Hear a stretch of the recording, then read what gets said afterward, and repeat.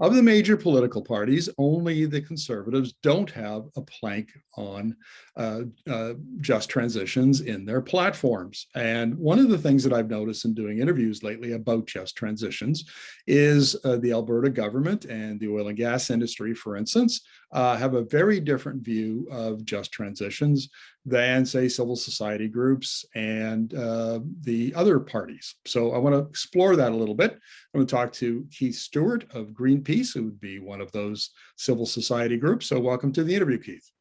Thanks for having me on. Well, look, the Alberta government talks about every time just transition comes up, they say that that means dismantling oil and gas and phasing it out aggressively. I've talked to oil and gas representatives and economists, and they seem to agree with that.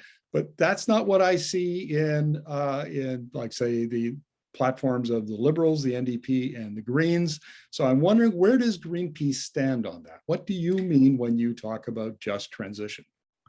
So first, we've been talking about this for a long time. I remember going to meetings with labor groups back in the 90s on this idea of just transition, which is basically, we need to change the way our economy operates. In particular, we need to change the types of energy that we use, or at least where we get it from, to avoid catastrophic levels of global warming that frankly would destroy the economy along with everything else.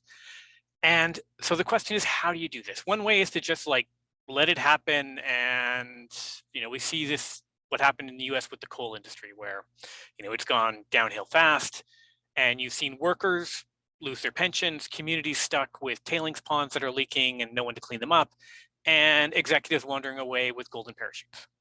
That's not what we want. What we need to do is actually plan for this transition and assist the workers and communities currently dependent on fossil fuels. And I mean, in Canada, the big one here is oil. And so what if we're moving off of oil, and we need to, even if you don't want to do it, if you're Jason Kenney, the rest of the world is heading there. So there are going to be fewer jobs in oil and gas, and we're not going to see the big construction booms in oil and gas that we have. We saw like 2000 to 2015 in Alberta. Those jobs aren't coming back. So what do? We need to plan for the transition, assist those workers, help them get those new jobs, retraining, and bridge the community's workers through that change. Now, we've got two ideas here, Keith, that are complementary, but so let's explore both of them. So one of them is helping workers who are in coal and oil and gas transition, and that can be income supports, it can be retraining, reskilling, all of those sorts of things. And that's very common. That's what the political parties, the three political parties, talk about in their platforms. But let's address the other issue, which is the managing of the transition. So do you mean managing the decline, which is we're going to hit peak oil by the late 2020s, early 2030s, according to the International Energy Agency? Are you talking about managing that decline, or are you talking about what the Jason Kenney says, which means dismantling, which means proactively getting rid of the oil and gas industry in a very short period of time? Which one? Where do you fall on that? So when you hear Jason Kenney says, people are saying we're going to turn off the oil and gas industry overnight, no one is saying that, not even Greenpeace. Now, no political party is proposing to move as quickly off of fossil fuels as Greenpeace would like. We're basically, we want an accelerated transition, need to protect workers through that. No political party is currently talking about sort of moving that back, maybe the Green Party. Their platform just came out today, so I'm still reading through it. But I think what we're seeing is, you're talking about, it's going to take decades to completely make this transition. If you look at the IEA scenario, you look at any of these scenarios, like the Canadian Institute for Climate Choices, there's a bunch of these sort of credible models out there for how do we get to net zero. And it's about sort of moving off of fossil fuels much more quickly than sort of the current pace, but it's not turning off the lights overnight. And so that's the thing you need to plan for. How fast it's going to happen? How are you going to help these workers?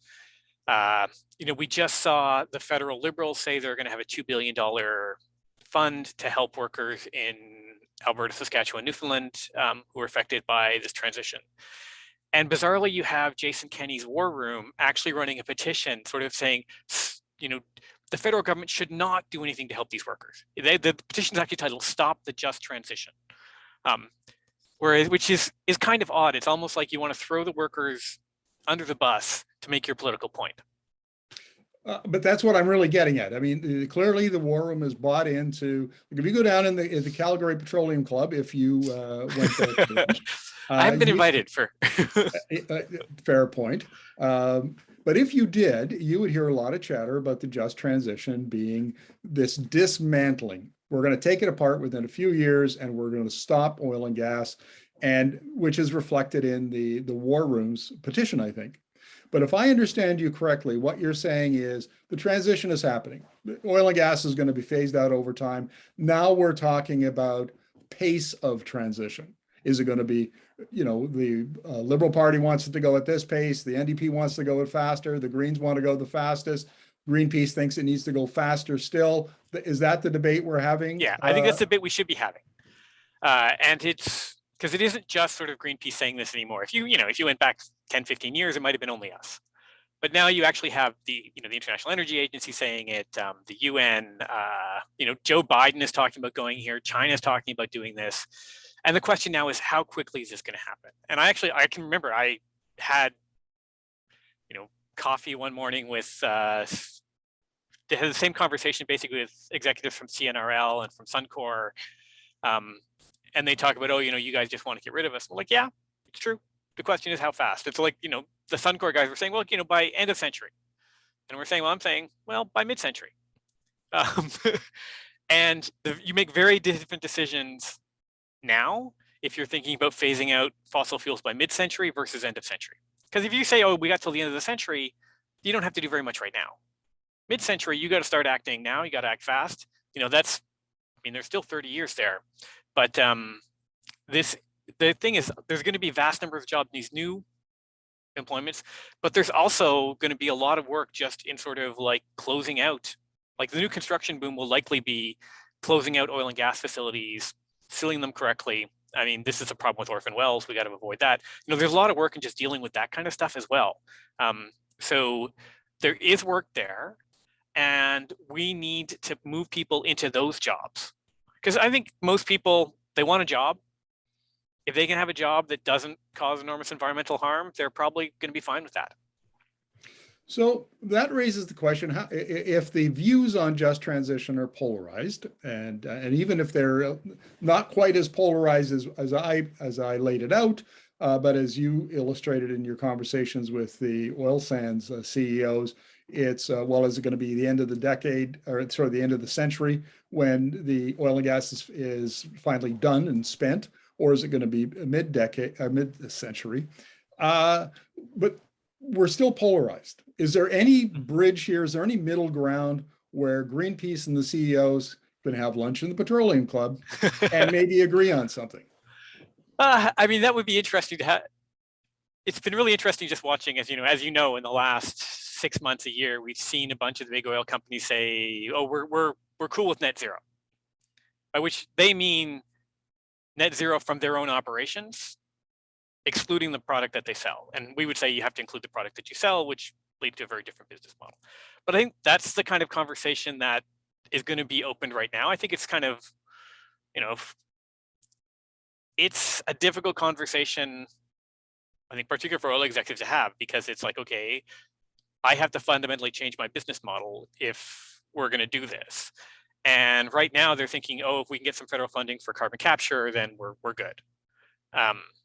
But we just saw the move in the Liberal platform towards saying, okay, we're going to actually have a cap on emissions from the oil and gas sector. And it's going to be a declining cap consistent with getting to net zero by 2050. And so they're going to have, an advisory body sort of suggesting the appropriate levels of that cap over time.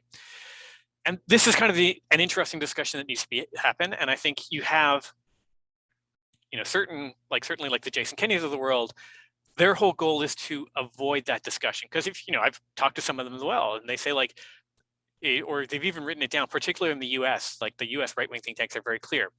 The minute you talk about actually climate change is a real problem that requires reductions in fossil fuels, you have lost. Once that sort of becomes a ground of discussion, for traditional kind of, I would call the dinosaur types in the industry, they view that as complete failure. Because the minute you sort of start that discussion, then a whole bunch of other things happen. And so they want to avoid that discussion altogether. We think that would be productive to have. Well, let me suggest perhaps a middle ground, and Energy Media has taken this position editorially. I've written columns about it. My book was about it in some respects. And that is that the oil sands in particular does have the potential to decarbonize, get to net zero in its production emissions, take care of its liabilities, and then pivot to a post-combustion future, which is using bitumen as feedstock for materials production, like carbon fiber, rather than a feedstock for fuel, like refining into gasoline and diesel. What do you think? That's a middle ground? So I think actually I had an interesting debate with somebody on Twitter recently about this, where I was talking about, we need to get off of fossil fuels, and they were saying, well, but we could use them for things like carbon fiber, and I'm like, well, then they're not a fossil fuel. I mean, it's the burning it thing that is the problem here. So if you're using bitumen as an input for industrial processes to make things like carbon fibers, that's probably okay. I just don't know the industry. Like, I don't know kind of like that technology well enough to know whether or not bitumen is a great kind of primary feedstock for that. But that's a very different thing from saying, we're going to continue to burn gasoline in cars. And there is a lot of room there. So, like one of the discussions is Alberta could, for instance, probably produce a lot of lithium by just kind of like, in effect, mining old tailings ponds and process water. And lithium's sort of key for batteries right now. It might not be forever, but it is right now. So there are all sorts of interesting possibilities there, where you do sort of use some of those same skills, those same resources for a different purpose. Great. That's a wonderful discussion to have. And I think that's a place where there is a lot of room for common ground. And it's interesting watching, when I read the Alberta media, there's a lot of talk with sort of the Calgary startups who are looking at these various types of things. And they sometimes get some money from the majors, but it's more kind of like, those are almost like they're hedging their bets there. I feel like, they're kind of like, okay, we're going to have like a little bit of money over here for this, but our main business is still, getting the oil out of the ground and getting it to the refinery. Well, they're not just hedging their bets. That they've said very clearly, Suncor would be the one exception of the 5 oil sands companies that are remaining. The others are, oil and gas extraction is our business model. It's only Suncor that's dabbling a little bit with the startup funding and new technologies and so on. Anyway, Keith, thank you very much for this. Really appreciate your insights. Thank you.